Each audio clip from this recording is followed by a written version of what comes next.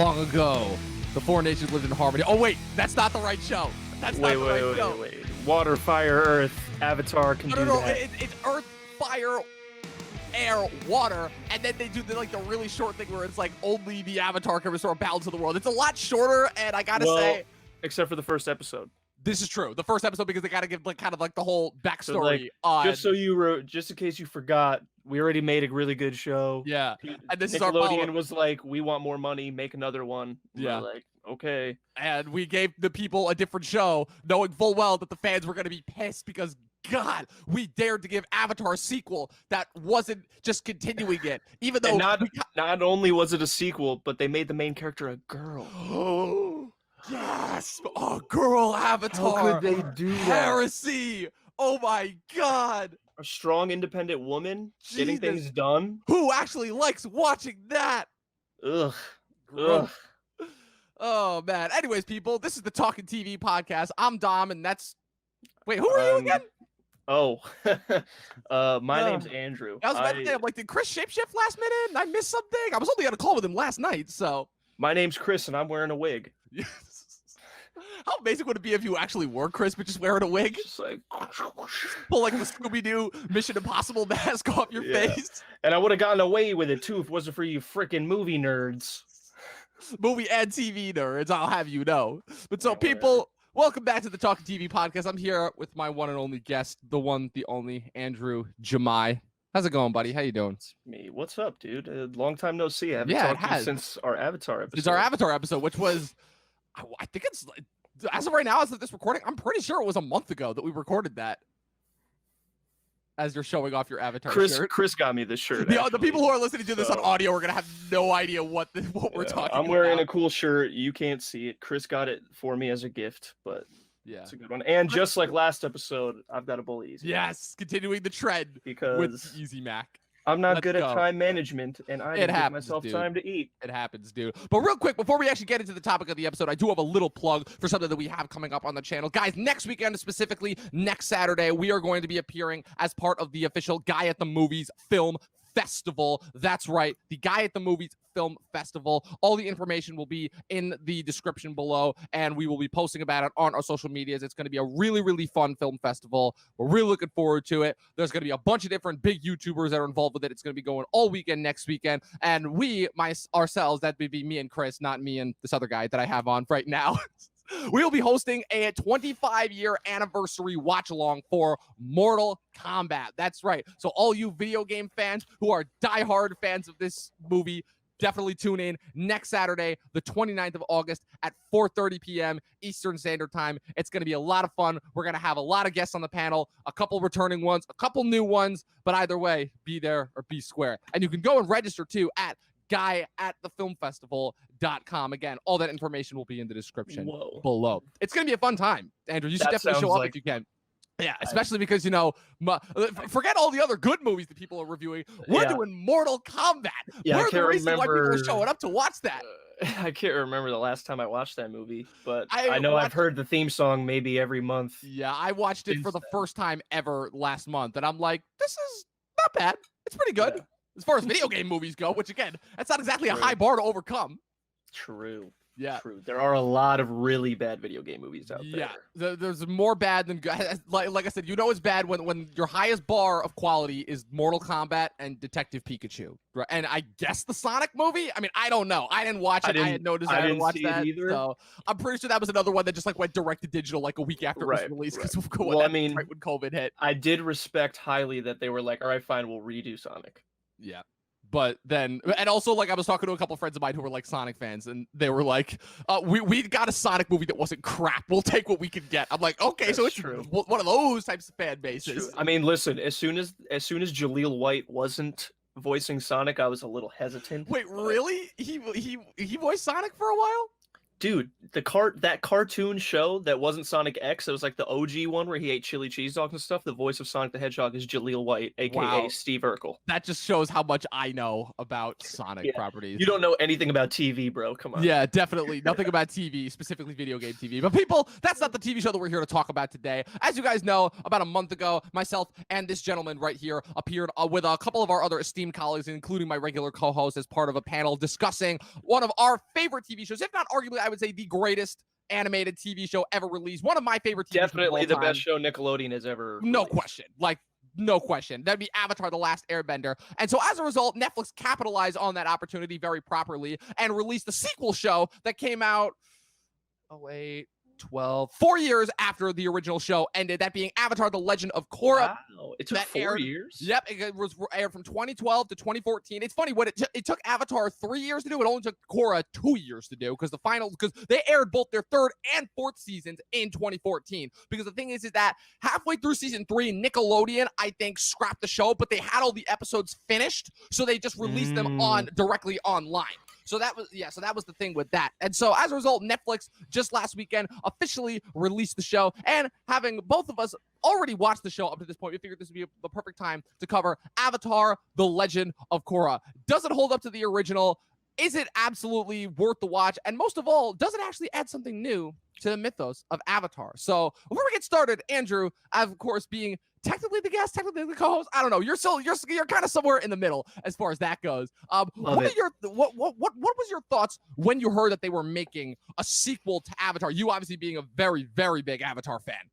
True. Well, I remember like watching Avatar: The Last Airbender on TV and being like, this show kicks ass and it's amazing, and I can't believe Nickelodeon came out with a show this kick ass. Because mainly I was like, I mean, Rugrats, Fairly Odd Parents, that stuff is all amazing. Great cartoons, but Avatar was not something I thought Nickelodeon would ever make.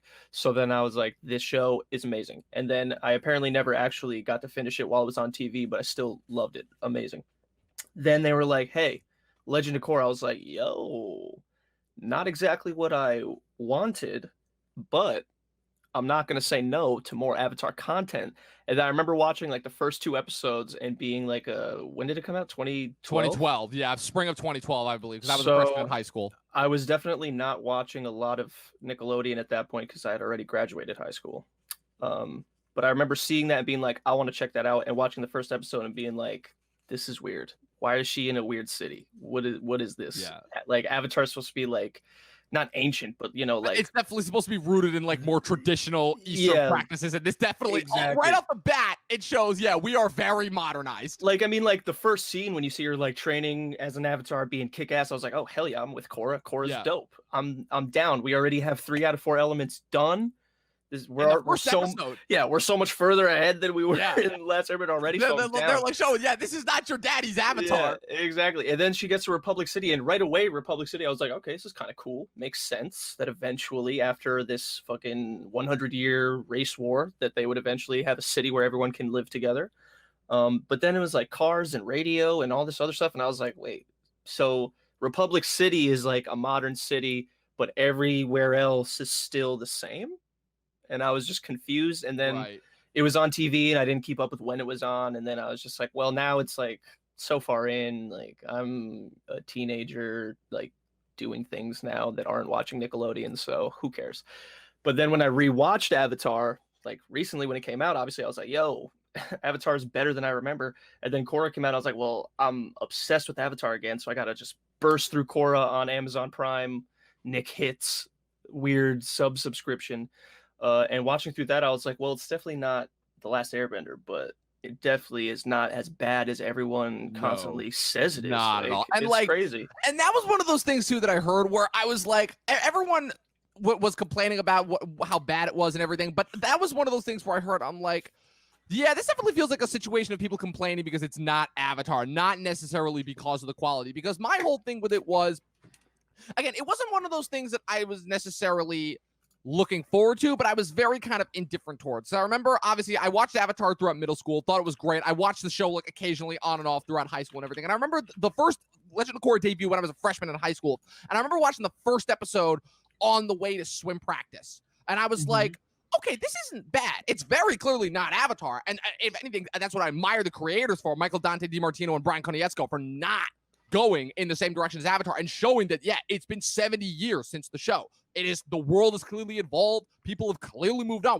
This is very clearly a different Avatar world than we're used to, you know? And I really, really admire them for that, you know? And so when I saw her going to Republic City, I'm like, it's weird because I think it was probably like the first time, and bear with me here for a second because this is going to become a wild comparison, that I kind of likened Avatar to almost like what happened with Pokemon, right? Where Pokemon, as time went on with each new generation, you would see the cities with the new regions get bigger and more modernized, and that's what I knew about it. And I wasn't as familiar with the history of what happened between the end of The Last Airbender and the beginning of Legend of Korra, but I knew to some extent what had happened. I knew that I read a little bit of the comics that had come out. I knew that Aang and Zuko teamed up in order to like form this like massive like kind of world reunification effort, as a part of the fact that they discovered that because the Fire Nation had been embedded in the Earth Kingdom colonies for so long that obviously there was going to be crossover, and now you were having these families that had kids that were both Earthbenders and Firebenders, you know, similar to what we see with two of the main characters in this show. And as a result, they decided to form the kind of this joint effort called Republic City, which would basically be a welcoming place for all benders of all types, even though it was technically on Earth Kingdom territory. And then just as time went on, you know, you would assume that like it would become more modernized. And that's kind of what I liked about it. As I watched the first season, I was like, okay, so this is very clearly doing a Roaring 20s vibe. I kind of dig that. Yeah, and I like that like Republic City, I feel like, is a character. Yeah. Like more so than just like the citizens or whatever. Like obviously the first season, like 90% of the show is in Republic City. Right. But even the rest of the show, like Republic City is always like the spot that, I mean, the villains always attack, like no matter what. Always. You kind of have to. Right. Well, except for season 3, I would think. Season 3 to me is like the one. I mean, only Air Temple Island, I guess. Right. Well, not even that, because like it's one fight with Zahir, but that one is mostly at the Northern Air Temple. Yeah. Semantics. Yeah, but then it's just President Raiko is the character, you know, which I thought was cool. And it was just like rewatching the first season again, like the first couple episodes again, you're like, this city is just weird and kind of doesn't feel like Avatar, sort of. Right. But then as it goes on and you learn like, as Korra gets used to the city, you get used to the city, and you're like, this is kind of cool. And then Mako and Bolin are just such a good way to be like, here's the city and here's the people that live here. Yeah, it's a really good way of breaking down like the different like archetypes, and also kind of breaking down like how the types of characters would have evolved. Like the idea of like kind of now you have gangs in the city, you have like the kind of the street urchins that like have to do what they can to survive. You know, when it shows that like even in this cool new peaceful world that again is far stark different than obviously the world that we knew with Avatar. It shows that even this modern world still has its fair share of problems, and that even though Korra may not have the types of struggles to overcome that Aang did in the original series, she is still going to have her fair share of problems. And again, I think a big problem that people had, if I could now just jump into kind of again the elephant in the room here, that being obviously that we know a lot of people both in the fan base and not are not a fan of Legend of Korra. I have talked to people who are the biggest of diehard Avatar fans who are like, oh no, Legend of Korra sucks, that show adds nothing, it's terrible. And I'm like, I don't think so. I don't necessarily agree with that. Obviously, yes, Avatar was a very zeitgeist show. It is going to be hard to top it regardless. But to say that Legend of Korra adds absolutely nothing of value, I think is an inherently wrong statement. And I think you can agree with that. For sure. Yeah.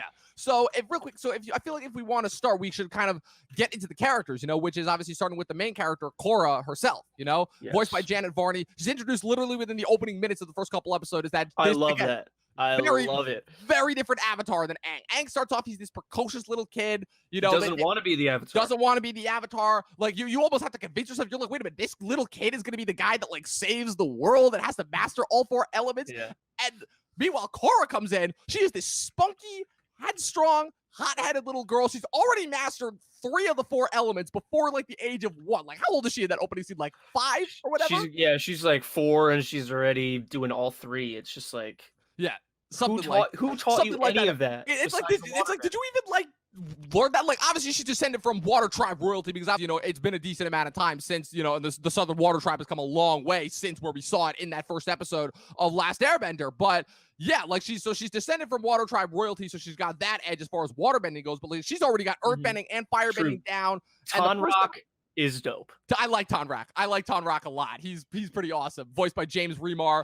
incredible voice actor. Dude, which is so funny because while watching Korra, I'm still rewatching Dexter with my roommate, so it was so he's weird Dexter's to dad, see. yeah. And he's Dexter's dad, Yeah. and I'm like, this dude is a good dad. Yeah, he is. Yeah, he's been in a lot of stuff. He's also had a bit part. I think he was Stefan and Damon's dad too in the first season of Vampire Diaries back in the day. That guy's been in everything. I'm pretty sure he voiced one of the Transformers in one of the Transformers movies. That guy's been in a lot of stuff. But so you got introduced to Korra, and again, the thing that I like about it too is that again, because this is a vastly different type of a show, it's got a much bigger cast of characters that you get into, you know, as a result, because as Korra goes to Republic City, not only do you have all the new characters you're going to meet that are original to this world, but you also, again, because the other thing that I like that Legend of Korra does is that it understands that it is a legacy show.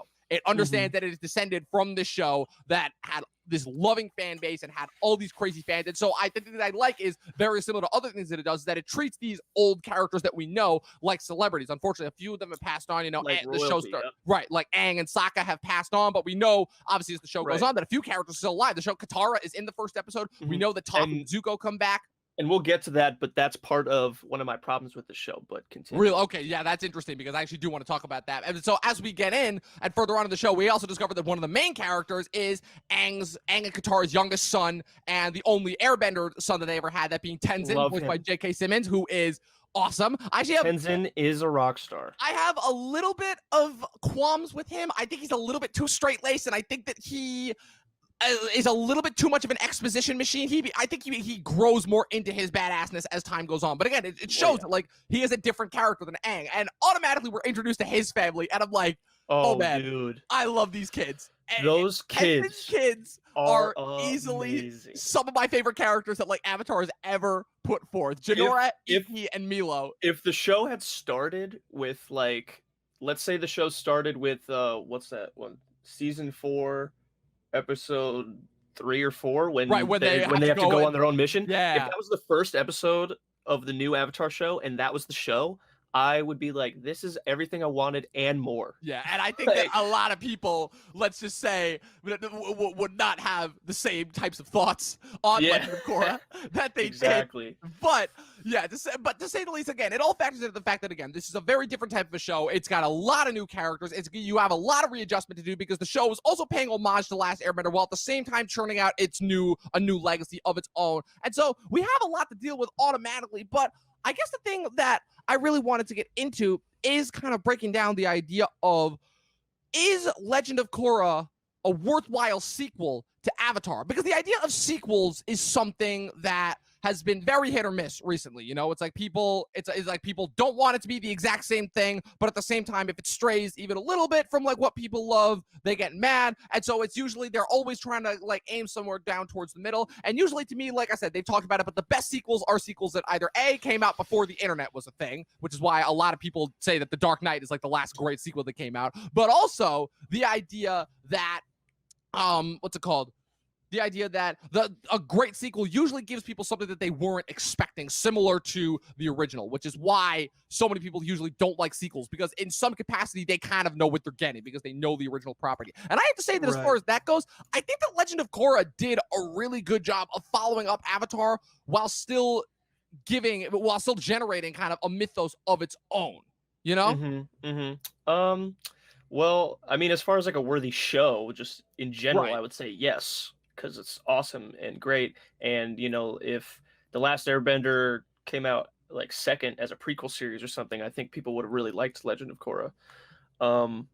And my only thing with like, I mean, I know it's tough with a show like this to balance like the new characters and the old characters, because you don't want to just completely forget about everything that came, but you also don't want to just have it be like hours and hours of fan service the whole time. Right.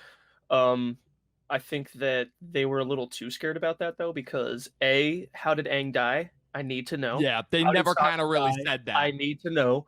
What happened to Suki? No fucking idea. Yeah. Who is what's her name? Izumi? Zuko's daughter. Yeah. What is her? Who's her mom? Because I don't know if it's May or not. Because the last we see them, they break up. Yeah. Yeah, I forgot. Yeah, because in what was that? The third comic was when Zuko and May broke up. Yeah. So yeah, there's a lot of like, listen, it's not. I'm not saying that it's outside the realm possibility that they worked it out and got back together and got married or whatever.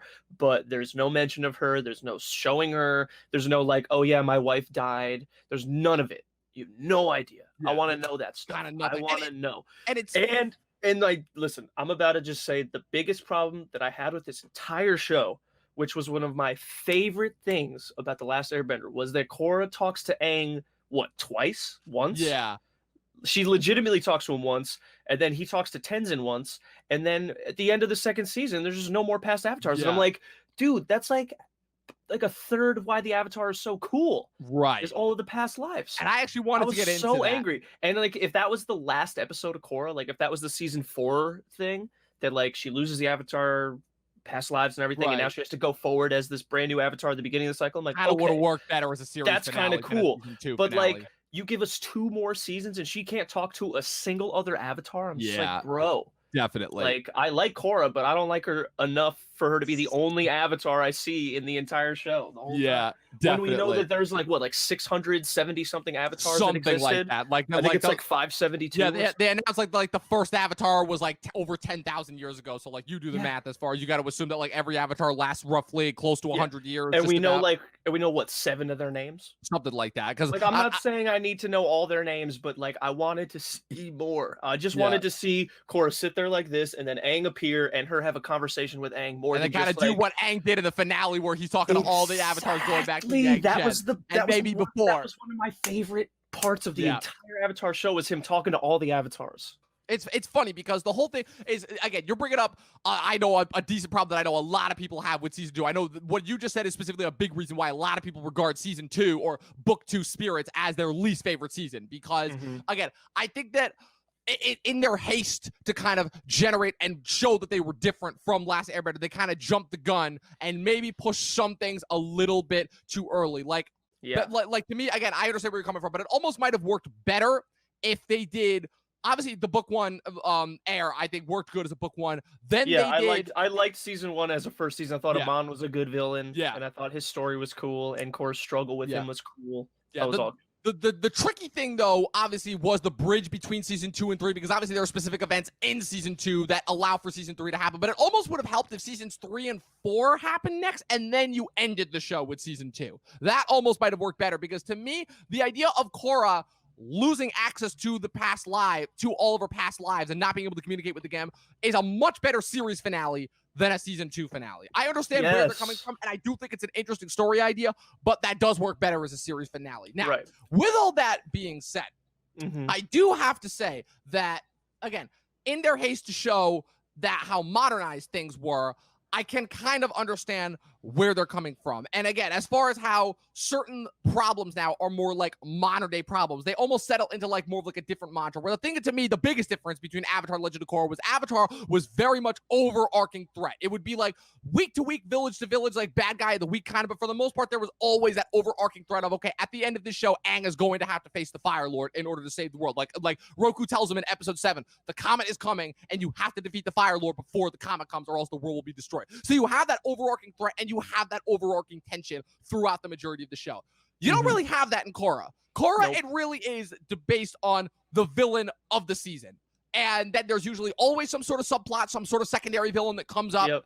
And then by the end of the day, she faces off against the main villain. Yes, it's a thing that I noticed a lot about, more so like kind of modern cartoon storytelling versus like kind of the old school cartoon storytelling that we grew up with, you know. But again, that's also part of why Avatar was such a revolutionary show, because Avatar took a direction that most other cartoon shows were afraid of, because most other cartoon shows would be like, okay, we have to keep our audience suckered in week to week to week. So there was never really that big an emphasis on overarching storylines the way that there was on individual villain of the week ones. You might get canceled before you finish the story that you set up. That too. Which is really sad. A little bit. But the thing that I liked about Legend of Korra is that I wasn't sure that I was going to like first, because again, the show moves at a very fast pace. A very, very fast pace, because we go from having like 20 some odd episodes of 3 seasons of 20 some odd episodes a season in Avatar to having 4 seasons of arguably 12 to 14 episodes a season. So the storytelling is breakneck pace, pace, which is both a good thing and a bad thing, because again, you enjoy how fast it's going and you enjoy like the fun frenetic pace,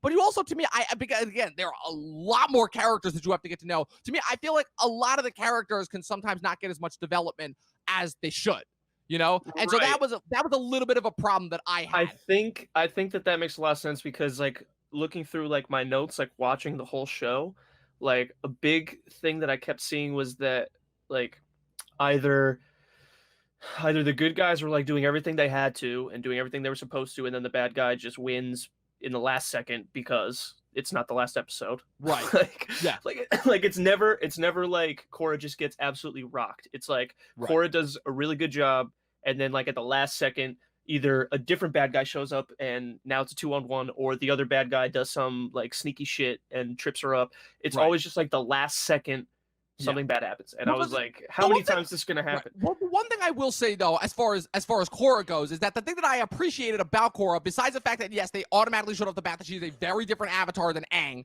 Again, I like that because you needed to go in a completely different direction and show that like this is not, again, this is a very cocky, headstrong avatar. I liked that they showed her getting her ass handed to him, over and over and over again. And as far as the things that she goes through, yes, even though the seasons go through at a breakneck speed, she does lose a lot per season, because season 1, it takes her until the last episode to learn airbending, which she has the most difficulty with after she mastered the first 3 elements like that, but she has to lose access to her other 3 elemental bending before she gets access to air. Season 2, she literally loses access to all of her past lives. In season 3, at the end of that season 3, she almost dies in like the most miserable, painful way possible. So she does get her ass handed to her, and she does have a lot of struggle to deal with. And as far as the villains go, I think the thing that I like about the villains specifically is that besides showing kind of the dangers of the modern day world, while also in addition providing like kind of new threats to the avatar that we hadn't seen before, I really like that, because the whole thing is that the first season, again, it was really just Fire Nation bad. You would have like sometimes some other occasional villains, like the Long Fang stuff in season 2 with the kind of like the secret police thing with the Dai Li. That was really cool. And then Hama with the blood bending in season 3. That was like a one-off episode thing, but that was really cool. That was cool. And a couple of other things. But this season, they really go out of their way to show that, like, yeah, villains come in all shapes and sizes, and also you never know where they're going to come from. Because one of the things that I liked a lot about the first season, besides Amon and the whole equalist movement and the idea of showing that, like, oh, now we have like kind of almost this new form of racism, but against bending, which is something that we really never thought about. But that's kind of like a struggle I feel like that would only happen in the modern day, because for the most part in the Last Airbender, benders and non-benders got along with each other perfectly. Like you never really saw it was just any problem with those two. Right. It was just like Fire Nation, screw them, like you saw a little bit of moral gray, like with Jet and everything, but like it was never a thing specifically against benders. And the first season of Legend of Korra shows that like there was like this whole new struggle where it's like now you have this whole thing where now you have these people who almost don't like benders in a way, kind of almost like in a weird way what you're seeing now with like the cancel culture, where to me, I have this theory that a big part of cancel culture is the fact that so many people just want these celebrities out of there so that they can like have a better chance of getting those spots, and you kind of see that in a way with the equalists in that first season. But obviously, again, once you find out the secret about Amon and how that's related to Tarlok, and also I think it's kind of undersold how good of just an antagonist that Tarlok is, like shown with like the political edge and everything. Dude, he is not talked about enough as a villain. He, besides I guess maybe Amon, I feel like was like one of the smartest villains. Like agreed. He was always like, I need Korra on my task force. So first I'll ask her. And she says no. Okay, then I'll give her gifts. Okay, she says no. Okay, then I'll literally force her to say yes in front of the press so that if she says no, she looks like a loser. Right. And like all this stuff. And then eventually like arresting her friends to get her to help him again, even though that obviously doesn't work. But like this whole thing, you realize that everything he does is calculated. Like at first you just think he's just like this like weenie and he's annoying and like he just wants to be the president typical or whatever. Spineless politician. Yeah, you're like, all right, this guy's guy probably not. You're like, this guy's probably not trying to like rule the world or anything. He's just a dick. Like whatever. Amon is the real villain, and then you're like, oh shit, like Tarlok is also a fucking Tarlok, and then you find out they're brothers, and you're like, they're brothers because like they had it all planned. They had it all. Well, they didn't though. That's the thing, they didn't, because Tarlok had his own thing that was going on, independent completely of what Amon was doing, and then I meant the writers had it all planned. Right, but again, like it shows that like even again different type of a show, but it doesn't mean that there was still brilliance there. And the thing that I like about the villains as they go on is that each one of those villains kind of they have those moral shades of gray, which I'm not gonna say was missing from the Fire Lord in Avatar, but I will definitely say like the thing that you knew is that even though they did have the moral shades of gray, like Ozai and Azula were villains first and foremost. Yeah, but they also it's I feel like all these villains at least like had a cause, like in the season 4, like if we break episode it down 4 or whatever, like Toph, when Toph's helping Korra, she's like, well, let's look at who you fought already. Like Amon, he wanted equality. That's not bad. Right. And Unalak wanted Unalak, spiritual balance. he wants spiritual balance. Yeah. That turned out to be pretty good. Obviously, he went a Yeah. little loco, but that was good. And then Zahir just wanted freedom. Like, Yeah.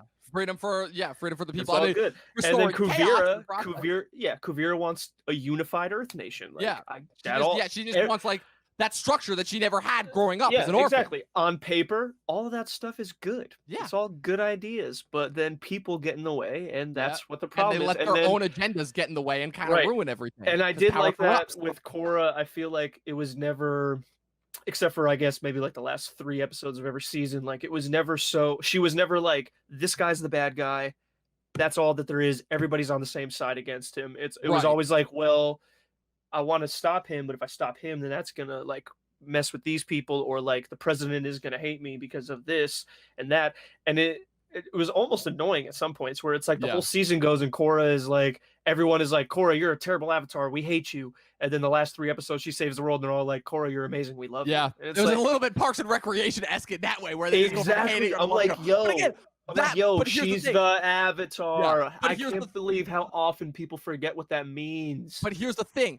That's kind of what I like about it, because I like that in the idea. Think about the modern day. How often back and forth do we as regular people on social media go from liking someone to hating someone, to liking someone to hating someone, on the flip of a switch, almost with no provocation? That to me was very relatable. And like when I saw those people, and like specifically those reporters that would like go from 1 minute to praising her to 1 minute criticizing her, I'm like, oh wow, like these writers are very in tune with the modern day. And that's kind of what I liked about it. That's what I liked about it. That to me, I feel like is the thing that nobody talks about with this show. Is again, Avatar, the thing that people love about it is it's kind of voyeuristic. It is very fantasy based at the end of the day. It is a fantasy show. You have black and white characters with this sense of moral gray to them. But here, the moral gray is like shoved right in your face from every single characteristic. Like, I don't think there's a single character in this show that doesn't have some form of insecurity, some form of dirt on them, which is, again, not necessarily something that I can say about Last Airbender.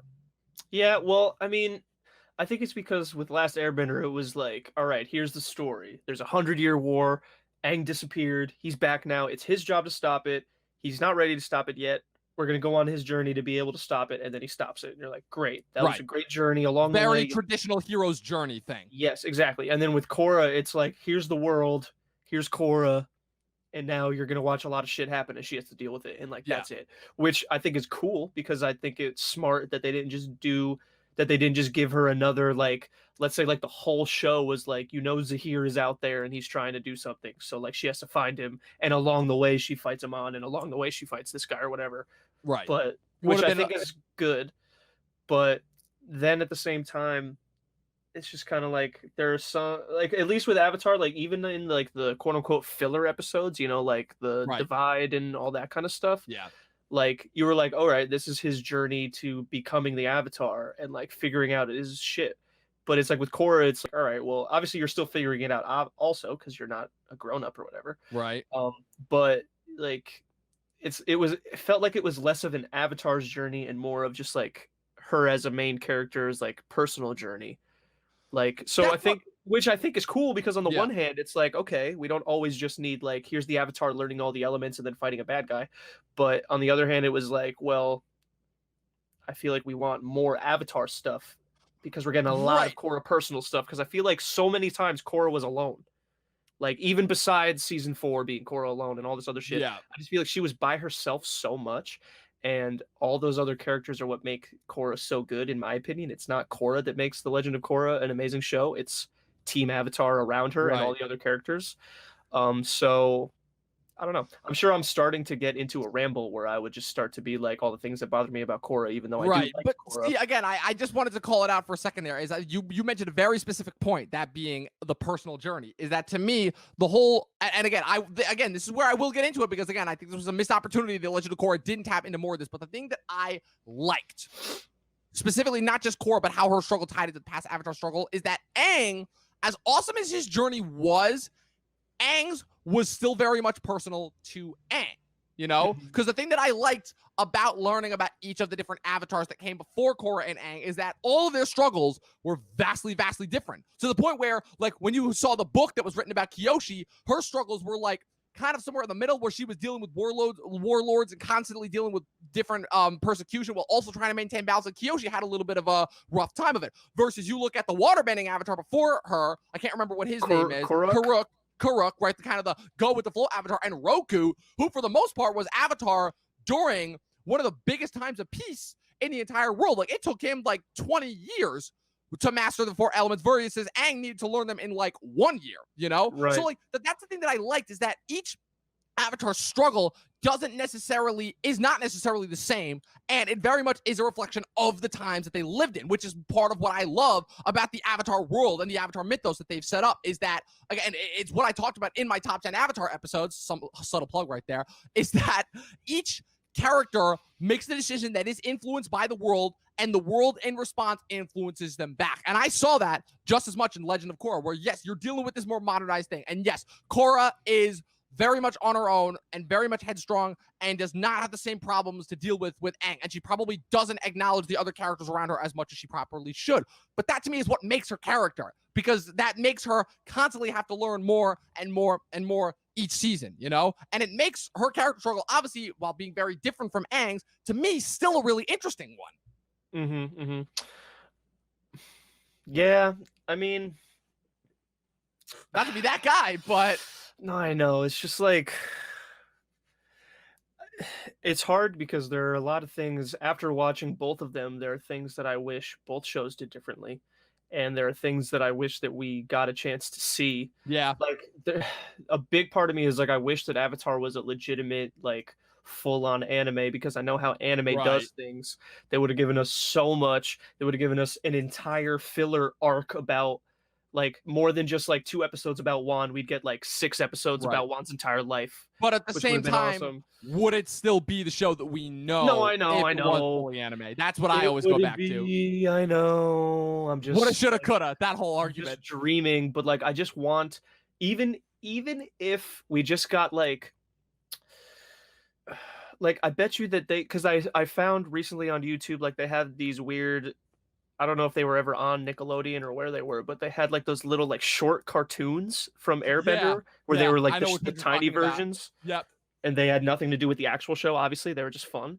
Right. And I would have loved, like, not something that cutesy, but something in the same style, as in just like a sideshow that like isn't quote unquote important, but like one episode for like a random avatar, you know, like you have like one Kyoshi episode where it's just like something she had to deal with that just like gives you a little insight as to how she was, how the world was. And then you do one for Karuk, you do one for Yang Chen, you know. I would love that. I don't remember any of the avatars before Yang I don't know Chen. if they had any names before her. They dived into the Firebender before Yang Chen a little bit, but the only thing that I know about him is that he was very devoutly loyal to the Fire Nation. Right. I just learned his name the other day. I don't remember what it is, though. I want to learn, though, about the Earthbender that was before that guy, only because the guy with the beard? Yeah, that guy looks badass. Yeah, that dude looks sick. Dude, but that's what I'm saying, is like, you have all these avatars. Yeah. The show is called Avatar. You set yourself up for so much awesome shit.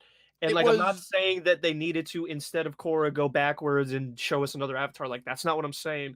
But I'm just saying that they had all this stuff that they just like didn't touch on. And they were just like, Korra, forward, the future, which, like, that's cool. I don't hate Korra, and I don't hate the world that Korra lives in, but there's just so much other stuff I wanted to know more so than any of that stuff. It was a very bold decision to, in one season, show the origin of the Avatar state and then utterly destroy it. Very that's what I'm saying. And listen, when we were talking about doing this episode before recording it, and you told me your favorite seasons, and I was like, how on earth is season 2 your favorite season? Like, because that's the thing. I like season 2 a lot more than like everybody else does. But then rewatching it, as much as season 2 has my least favorite moment in the whole show, like, besides just like, oh, I don't like that part, like, I hate that part for like the show as a whole. Yeah. I actually think that season 2 is one of the better seasons as a season. Like, the episodes and like the shit that happens. And I mean, like, this is kind of a personal thing, but I also love Aubrey Plaza. So like, lots of Aubrey Plaza, and she did such a good job. Yeah, she's so good. And that part, again, it's after Parks and Rec, they finally learned that, like, okay, we have to write parts specifically for this girl, and like that's another part that was written. I'm not even upset that it was literally just her in Avatar, but like, and I thought it was funny that they gave her a twin. Like, that was really funny, dude. And also, I'm just gonna say it right now: Bolin is my favorite character. I'm glad that we got that, In because that actually Korra. brings up two more points that I wanted to hit before we get out of here, which is number one, the talking about the legacy characters, because I know that was a point that you really wanted to bring up, and I actually wanted to get into that too, kind of, and how that affects some of the other characters on the show. So obviously, like I said, we know that obviously because this follows, Avatar, and that, the Avatar characters grew up and they had a lot of kids, and for the most part, a lot of their kids are in there. We see, I think it's 6 of the kids between Aang, Katara, Toph, and Zuko, all their kids, because Aang obviously had 3 kids besides Airbender Tenza. He also had a waterbender. Yep, he had a waterbending daughter named Kaya, and who kind of became like this hippie, world-traveling lesbian master healer. Yeah, dude, and then Kaya's the oldest. sick. I liked her. I wanted to know more about Kaya's travels. It really kind of pissed me off that, like, in the last, but that's part of the reason why I wasn't the biggest fan of the last season, because they basically just shunted Kaya and Boomy to the side. It was like, nope, they're not important anymore. And I was like, what? No, that was part of what I loved. Is I love seeing Tenzin's interactions with his siblings. I was like, part of me wishes that the Legend of Korra was a show about Tenzin, Boomy, and Kaya and their family, and not about Korra at all.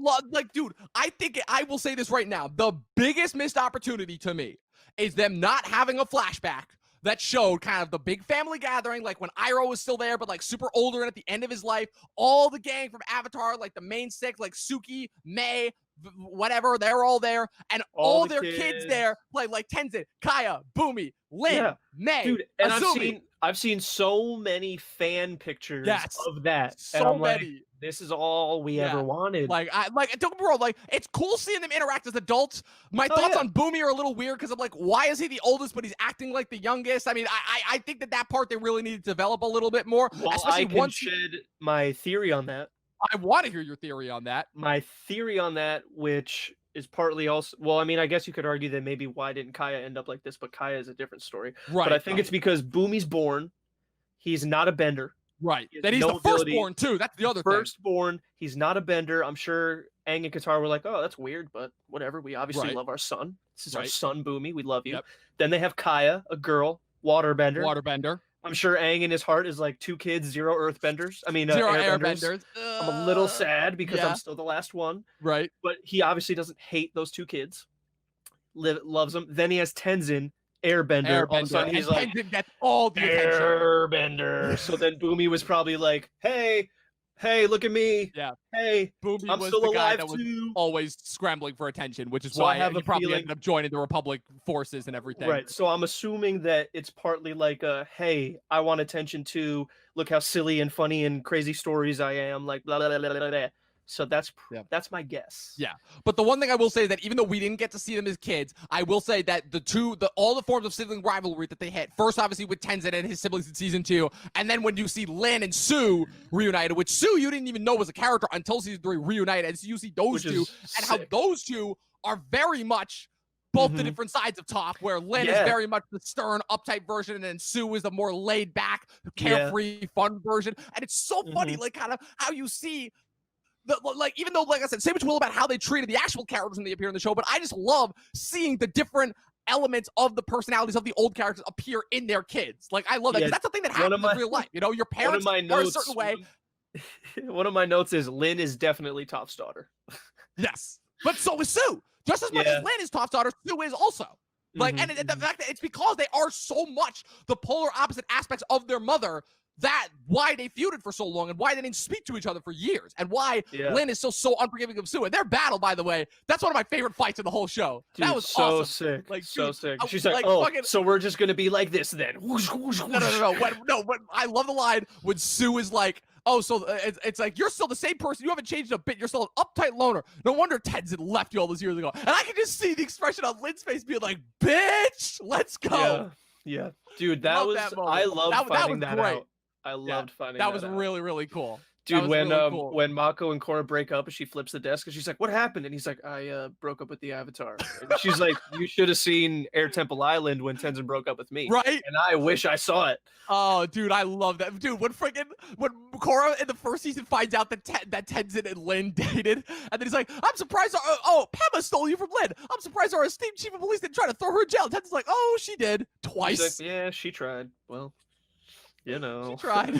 I love that. That was great. Like, it's so, I'm like, Tenzin, little moments, because Tenzin, the whole thing with Tenzin is you think for so long for majority of the show that he's gonna be like the more stern, uptight version of Aang, but then he has his little moments of comedy in between it. He has his little moments of insecurity, and that's also a part of why I love season 2 so much, because season 2 and 3 were just as much growing and formative years for Tenzin as it was for anybody else. That's what I'm saying. I was so nervous when I was actually watching the show that like Tenzin was only going to be kind of important in the first season and then get kind of phased out, but like he gets more prominent. And Tenzin, I think Tenzin might have the best arc on the whole show. I can't remember everyone fighting specifically in Airbender, but 100% in Legend of Korra, my favorite person to watch fight is Tenzin. Yeah, Tenzin is the coolest fighter because he obviously doesn't want to fight ever.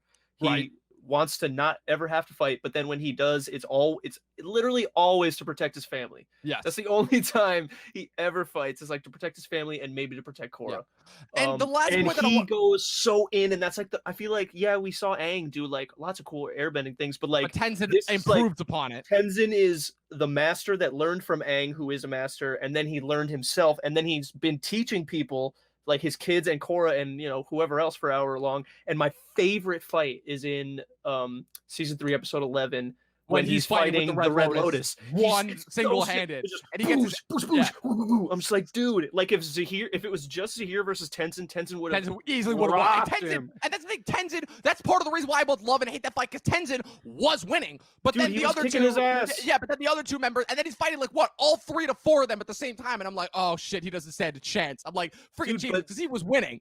And like, he doesn't stand a chance, but he was holding his own, and it was he was sick. Yeah, and I love when you see those moments in media, just in general, where the one character's like very clearly against odds that he cannot win against, but they're still going. But real quick, the last point that I wanted to bring up is the idea that I love how, because this is something that I know that a lot of people didn't like about The Last Jedi. I know it's part of the reason why a lot of people didn't like what they did with some of the older characters in the show, specifically with Aang and Toph, which is the idea that you're seeing their kids kind of view them as like not perfect people. And as a result, I know a lot of older fans didn't like that, because they're like, no, that's messing with like our perfect ideas of these characters. And my whole response, again, is the same response that I have to Luke Skywalker, what they did with him in The Last Jedi, which is that, yeah, characters are going to change as they get older. They're not going to be perfect people. As they become older and they become adult, keep in mind, we only saw these characters when they were little kids to teenagers. They're going to change as they get older, as they have kids, and as they become parents. They're not going to be the same person. And so seeing kind of the fact that, and obviously, yeah, you would assume that Aang, having only one Airbender kid out of 3, because Boomy didn't become an Airbender until much later during Harmonic Convergence, you would assume that obviously he would focus the most attention on his only Airbender kid, because with him, that's not just dealing with his kid, that's dealing with like, the element. The second Airbender alive. Yeah, that's dealing with, again, his culture that for the most part he knows has been gone for the last 100 years. And so the fact that that does inherently inspire rivalry and a little bit of disdain with his other 2 kids, the fact that they didn't get as much attention, I like that. And I enjoyed that, like, now we finally get to see a new that's what I liked about seeing their kids in this show, because even as adults, they're obviously going to have problems with their parents. And the fact that it shows different elements of their parents' personality that we wouldn't get to know if we only had this one version of them as kids and teenagers. That's what I liked about seeing the legacy characters. But I know apparently, again, fans just want to have that perfect version of these characters in their heads, and they don't ever want to see them grow and change. Well, so yeah, to that I have 2 things. First one's a quick one. Are you the same person you were when you were 12 years old? I don't think so. I hope I'm pretty sure by the time I was 14, I was a totally different person. Yeah. I was a similar person for a while. I think it took until I went away to college. So there's that. Also, I would imagine that at least half of the fan base that watched Avatar back in the day still don't have kids. So you also have no idea what being a parent does to you as a person. Yes, so it changes you. Trust me, I've seen it in person. But the other thing I wanted to say about all that was that I definitely was at first put off when they were like, Aang wasn't a very good dad, and I was like, whoa, well, you'd think he would try. And it was like, it's not that he didn't try. And that was what I'm getting at, is that all of these flaws that they presented with these characters, they all felt believable. Like none of them felt like a stretch. Like I'll admit I was a little like kind of like, not that it's super far-fetched, but I was like, I definitely wouldn't have pegged Toph to just become a police officer. But me neither. That would have been the last person that I pegged for her. But at the same time, she like takes charge and she's like metal bending and blah blah. So I get it. But and the like, fact that you would assume that you would want to teach other people metal bending, and we see Yeah. the effects that has on the world. Right. So and if you read any of the comics and stuff with her metal bending academy, that she likes being in charge and barking orders. Yes, so she does. obviously being a cop would be like the best way to do that. Yeah. But it was like, so Aang, it wasn't like Aang was a bad dad, like he neglected his kids because he was like, I don't give a shit about you. It was like, I'm busy, I'm the Avatar. I'm not only the Avatar, I'm the last Airbender. So I now have one other Airbender who is my son, who I have to teach all of the shit that has been in order lost to make for sure that 100 the years. airbenders have a chance of continuing and don't become extinct when I die. Just to hope that he can remember all of it and tell everybody else once I'm gone, because I'm already a grown-up. Right. And then besides that, like, he has to fucking do his Avatar shit. Yeah, like, not to mention, which is keeping all the nations in peace, but also founding a new fucking nation and city. Yeah, not to mention, on top of all that, the fact that, again, this is the thing, because you mentioned, like, how did Aang die and everything. This is actually something that the writers stated in an interview, which is that, yeah, Aang died at 66, because the problem is that the reason why they said they actually did a really good explanation of it is the fact that because Bender's chi allows them to live extraordinarily long lives. We saw Boomy was like 100 and something, 120 years old. Kyoshi was Avatar. like 270 or yeah, something. Yeah, Kyoshi lived until 200. But the problem is that because Aang was in an iceberg for 100 years, maintaining like that, what's it called, maintaining stasis, basically. Yeah, and it's natural that most of his chi would be spent, to doing that for 100 years. Right. So when he dies at 66, keep in mind, he's really 166. So naturally, it makes sense that he would die young. So that's the thing that I like about it. Young, right. Yeah. Tomatoes, all that. And I mean, like, I get that, and I understand.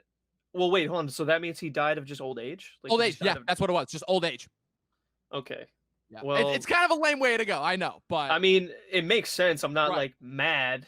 I'm more just like, you could, I don't know. Well, I'm more just mad that they never mention it. Right. Yeah. That they just I will mention that he's gone. Kind of just like, and, oh, dad died. And Katara's just like, my brother and most of my friends are gone. I'm like, okay, when was your brother gone and how? Yeah, right. It's like, okay, yeah, Aang and Sokka are gone, but like Zuko and Toph are still alive, and there's no mention ever of Suki or Mai. And I just, again, I get it. Not every character is gonna have a continuation, but like, just give us something. Like, these were crucial. Like, you brought Iroh back in the spirit world. You even had time to give Zhao a cameo in the spirit world. Like, giving that a resolution. Like, I'm not asking for an entire Aang episode or an entire Sokka episode, but even just, we kind of did get that with the Yakone origin in season 1. Yeah, kind of. But it's like all I wanted was just like dude. But also, real quick before I forget, what a missed opportunity to not show any inkling of when Zahir first tried to take Korra and Aang and Sokka and Tonraq. Oh my and god, whoever dude. And like I didn't need to see the whole fight, but just a little bit of it, just a moment of it. Oh, wait, you just exposed the plot hole. How would Aang have been alive if Zahir tried to take Aang wasn't there. Okay, I was about to say, I'm like, Aang would have had to have been dead in order for Korra, because that's the whole thing. The Avatar spirit passed out when the Avatar died. It was Tenzin, Tonraq, Sokka, and I think Zuko. Okay, because that does prove that Sokka did live after Aang, and that it really pissed off that Sokka was the chief of the Southern Water Tribe. Yeah, Sokka was a member of the Republic City Council at first. He was a councilman, dude, and that's what I'm saying. It's like, that is something I wanted to just see a little bit of, just a moment, even if it was literally just like Zahir holding Korra, and then whoever comes in and like blasts him away. Like, even just that would have been like, cool. We're going a little bit down a fanboy alley right here. So now I'm going to start to wrap this up. So again, so of course, as I think that we always do with these types of panels, whenever we're talking about a show, we're going to end it with favorite characters and favorite episodes overall of the show, and also a real quick ranking of the seasons, because I think that there's slightly more than 3 seasons, so we can do that. So Andrew, you can go first. Favorite character, favorite episodes, and ranking of the seasons. Well, I feel like my favorite characters are kind of tied between Bolin and Tenzin. Nah, it's Bolin. Never mind. It's Bolin. You love Tenzin. Bolin. Is awesome, but like Bolin, like I feel like every character on the show had at least one moment where I was like, "You're bothering me." Like, whether it was intended for them to be bothering me or not. Mako, cough. Yeah, we're not going to talk about that right now. That would be a whole other hour-long episode. Yeah. But shout out that his name is Mako because of the In voice homage actor to the Iroh, original Mako who voiced Iroh. I loved that. which is cool. And overall, I liked how he fought with like the boxing style. Yeah, I thought that was cool. really cool. And also But- shout out to real quick to Asami, that poor voice actor Seychelle Gabriel, who had the unfortunate pleasantry of playing Princess Yue in the M. Night Shyamalan Last Airbender movie, and them giving her some due compensation. Thank goodness, because Asami is great. Yeah, I like does a Asami. great She's job. not one of my favorites, but I like her.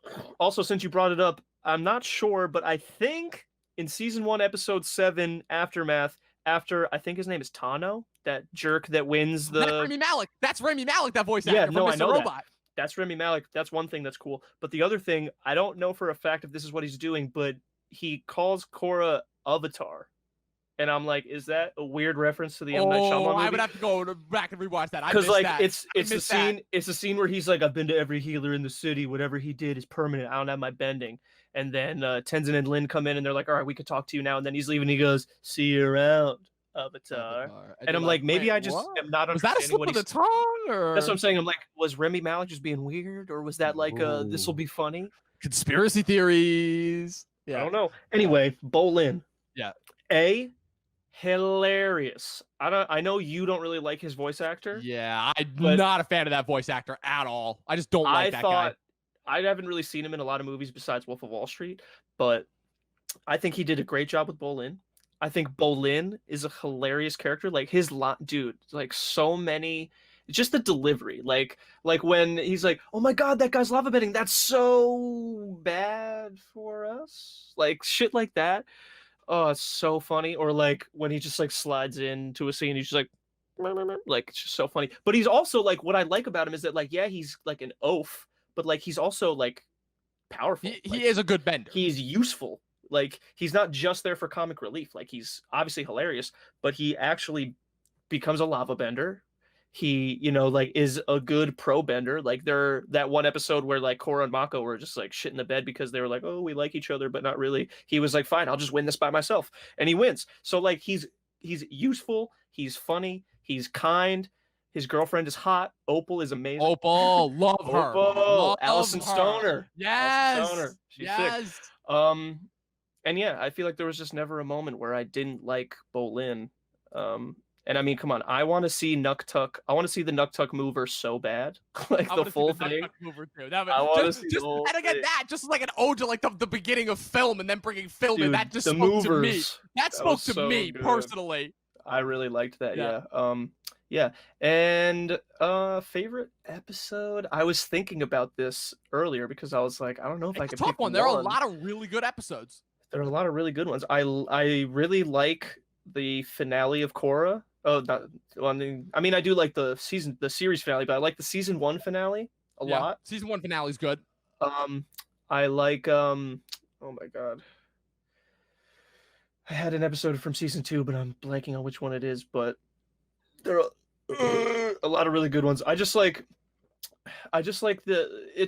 like in season 2 you saw so much cool waterbending things that like you never really saw, and I really liked that. But I also really like the episode when the Red Lotus, I think it's episode 8 of season 3, when they infiltrate Zafu to take Korra. Yeah, and they're fighting in the middle. That was cool. And then also one of my favorite moments from season 3 is the absolute brutal way Pali dies. Yeah, I was like, I can't believe Nickelodeon just did that. Dude, when they did that, I was like, wait, did they just pull a jet? But did they just pull a jet? But like even more brutal, because you don't even see how it happened. You just see Sue clamp the metal clamshell over her head, and then you just see Zahir turning around and just seeing the smoke rise from the ground. I'm like, dude, I know. Holy shit, the first time I saw that, I had to watch that moment again. I was like, wait a second. And you're like, they very specifically removed a frame of animation there. Because first it was like, because first it's just like, she just goes, whoosh, and you're like, what's going on? And then you cover her face and you're like, that's so smart. And then it explodes and you just hear, Pali! And then it's just the smoke. Like, I didn't know that smoke plume was her the first time I saw it. No, I did. And then I rewound and watched again, and I'm like, she just blew her fucking head off. Her own head is gone. Yeah. That was crazy. Yeah. And then, so I really liked the end of season 3 because they were just like, all right, all these villains except for Zahir are dead. Yeah. They killed. That's the thing that I like. They murdered the Earth Queen. No, not just Zahir. I think with the exception of Kuvira and Zahir, they killed every single villain that they fought in that show. Amon and Tarlok, dead. Unalaq, dead. The members of the Red Lotus behind here, dead.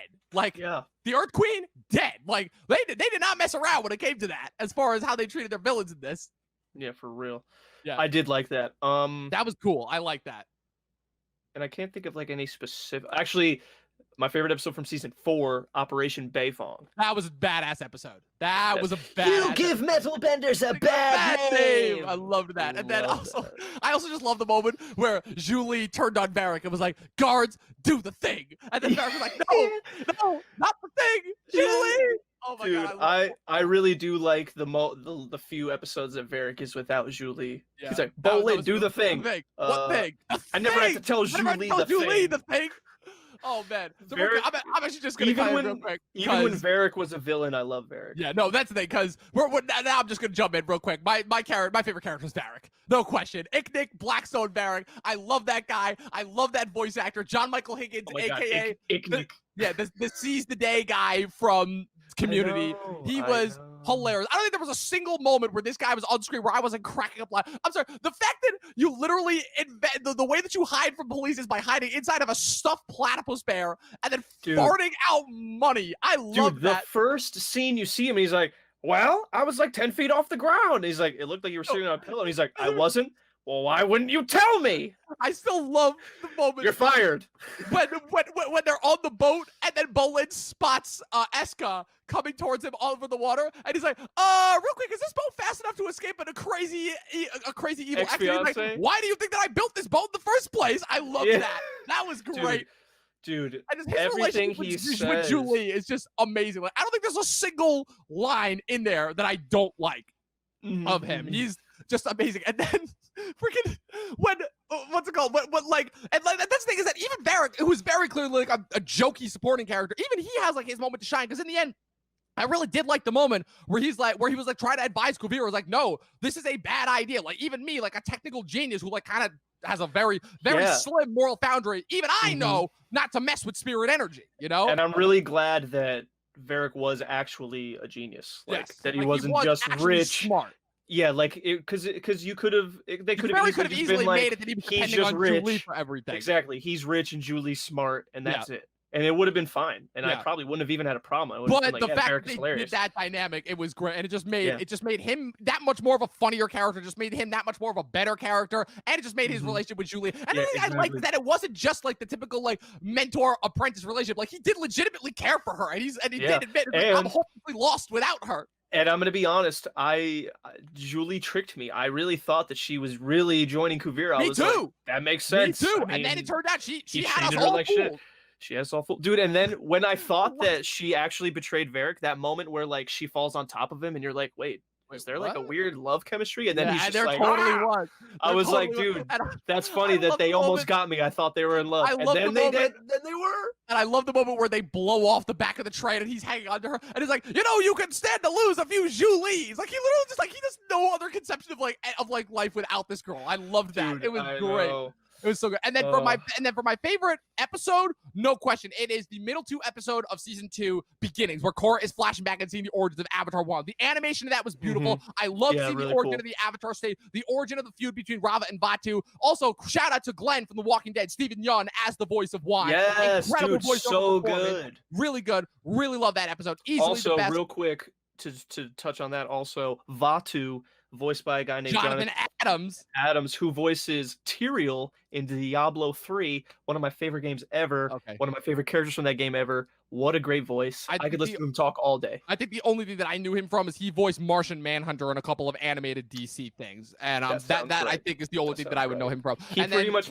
he plays the Angel of Justice in Diablo 3. Okay, and yeah, I it's could totally see fucking that. sick. He's totally got the voice for that. Yeah, yeah. And then also real quick shout out to I just wanted to give a shout out to a couple of other voice actors I knew from that show. Henry Rollins from Sons of Anarchy as Yes. Kuvira. Zelda so Williams. good. Yeah, Zelda Williams, Robin Williams' daughter as Kuvira. Kuvira. Yep. Also, fun fact, Anne Heck, who I'm pretty sure was no, sorry, not Anne Heck, that's Sue. Mindy Sterling, who I'm pretty sure was the She mean was teacher with the red curly hair. principal lady. Yeah. Right, her from iCarly as Lynn, J.K. Yep. Simmons obviously as Tenzin, Lisa Edelstein from Grey's Anatomy as Kaya. Also, fun fact, classic actor Eva Marie Saint as Katara, Bruce Davison as Zuko. What's it called? David Faustino Faustino as as Mako as from Married Mako. with Kids. Yeah, John Michael Higgins as Varric. Also, shout out Sally from Mad Men, Kiernan Shipka as Janora. Yes. Also, the kind prison guard from the Last Airbender for Iroh is also one of the lady Serena sages. Williams. Serena Williams Serena Williams, who is comes a back in diehard Korra Avatar fan.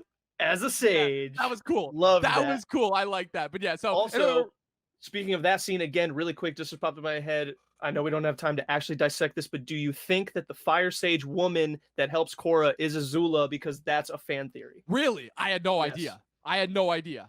But I'm like, cool. I like theories like this. So I'll just say cool. That's an awesome theory. And I love that thing. So last thing in order to wrap it up before we get out of here, Andrew, thanks again for being here. This was an awesome conversation. I love this. Is ranking the seasons from favorite to least favorite. Book 1 being air, book 2 being spirits, book 3 being change, and book 4 being balance. I think best to worst. Go. Rapid fire. 3, 1, 2, 4. Mine would be 3, 2, 1, 4. Okay. Yep. So I really like book 2. Again, its placement is a little weird, but I think it does things that to me automatically continued to me what I liked about season 1 a lot and showed that like they were willing to go in different directions, both now not only with the material but with the spiritual, showing kind of like this very different look to the spirit world that I had to like adjust myself to because it was a very different spirit world than we knew in Last Airbender, but I liked how they were kind of like it was all about finding spiritual balance and kind of like really just dissecting that, which is something that Avatar really kind of only hinted at. Right, and I don't think that season 4 is a bad season. No, not at all. I just think that compared to the other 3, it was just too it has one of my favorite all over villains. the place. Yeah, Kuvira is my second favorite villain after Zahir. Kuvira is great. I just think it shouldn't have been the last season. Yeah. Its placement was very weird. The way that it wrapped up was really weird. And also the other problem too is that by that point, it's almost like that it fell victim to a couple of different things that I've seen other last seasons fall victim to, where it feels like it has to wrap everything up. So a lot of characters get shortchanged. Like Boomy has 2 lines in it. Kaya's not even seen. Exactly. And a bunch of other characters that we've gotten to know and love really didn't have that much screen time or appearances. You know, they gave Eric a lot more screen time after they vastly cut him back in season 3. But and I liked the 3-year time skip. I thought that was cool. that was good. I like that. But I kind of wish that like the order of events in the seasons was like season 1, season 4, and then 3 and 2. I feel like it could have been cool if they were kind of even like connected and interlaced. Yeah, and that would have been cool. And it was like Unalaq was around and like doing sketchy shit, and then you hear Unalaq was a part of the Red Lotus. This popped in my head. Imagine if season 1 is whatever, it's the same thing. Then season 4 happens. Then you meet Unalaq, and he's just like, we got to do spiritual training. But while that's happening, Zahir shows up. So like first you're like, oh, Zahir's the bad guy. Unalaq's just trying to help her. And then like the end of season 3, she defeats Zahir, and then Unalaq reveals that he's the bad guy. Actually on part of the Red Lotus. And then all season 2, that would have been amazing.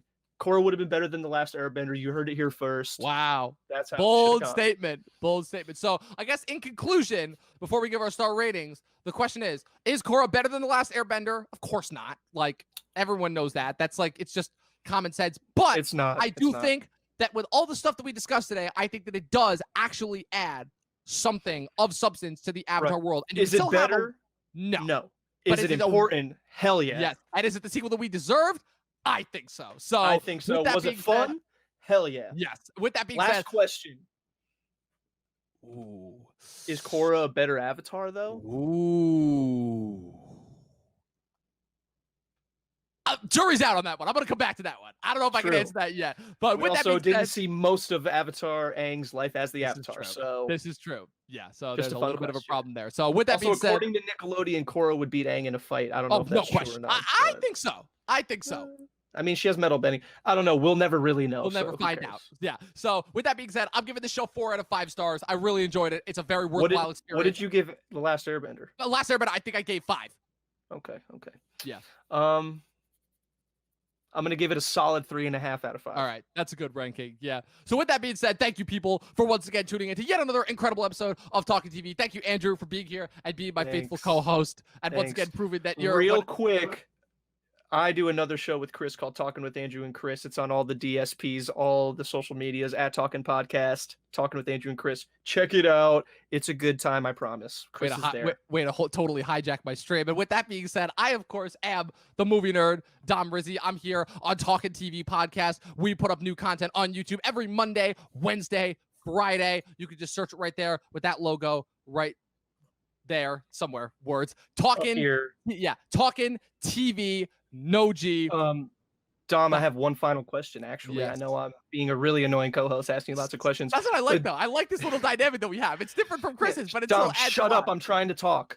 There it is. I was waiting for it. I'm the host now. Do you have... Okay, Barkon Abdi from Captain Phillips. I'm the host now. You thought you could sneak that reference past me. Listen, I don't know. Anyway, my question... Tune into Guy at the Film Festival next weekend. It's going to be Yes. awesome. We're hosting Guy at Mortal the Film Kombat for a Festival. 25-year anniversary. Mortal All the Kombat. info will be in the description. It's going to be Dom, awesome. do you have a message that you want to leave with the people today? Watch more fucking movies and TV and give Legend of Korra a chance. I'm telling you, Yes. you'll get something out of it. Peace Yes. out. Sami's